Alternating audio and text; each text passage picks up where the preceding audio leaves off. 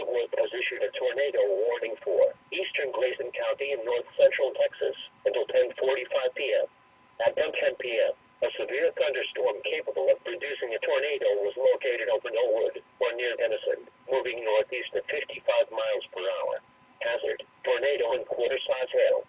Source: radar indicated rotation. This storm has a history of producing a tornado near Howell. Impact: flying debris will be dangerous to those caught without shelter. Mobile homes will be damaged or destroyed. Damage to roofs, windows, and vehicles will occur. Tree damage is likely. This dangerous storm will be near Denison and Dawson Hollow State Park around 10:15 p.m. Other locations impacted by this tornadic thunderstorm include Bells and Blue Rolette. Take cover now. Move to an interior room on the lowest floor of a sturdy building. Avoid windows. If you are outdoors or in a vehicle, move to the closest substantial shelter and protect yourself from flying debris.